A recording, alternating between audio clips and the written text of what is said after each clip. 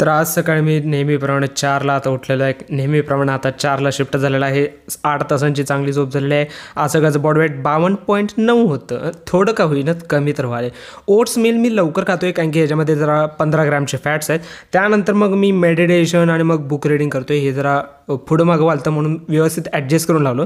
त्यानंतर मी लगेच जिममध्ये आलो. आज होता रिस्टार्ट डे 1 to 7 आणि फर्स्ट इन्क्लाइंड चेस्ट प्रेस आणि त्यानंतर केबल फ्लायचे टोटल 2 सेट. आता डिलोड वीक सप्लाय, सो मी माझ्या नॉर्मल मॉडरेट वेटमध्ये आलो आहे की मला किती किलो वजन घ्यायला पाहिजे प्रत्येक वर्कआउटमध्ये. आणि हां, अजून पण सांगतो आहे, फ्रंट डेल्स करायची गरज नाही आहे यार. फ्रंट डेल्सला कोण बघते? प्रेसिंग मुवमेंटमध्ये फ्रंट डेल्स तयार होतातच. रेअर डेल्सकडं लक्ष द्या. ओके, फक्त हेच सांगायचं होतं. ट्रायसेपचे टोटल 3 सेट्स मारतो आहे आणि अजून पण लाईटिंगची कंडिशन तीच आहे.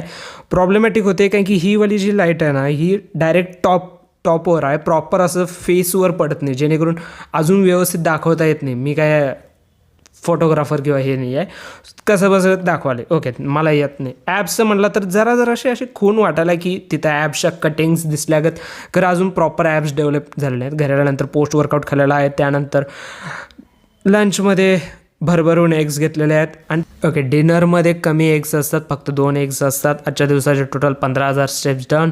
Tomorrow restart again.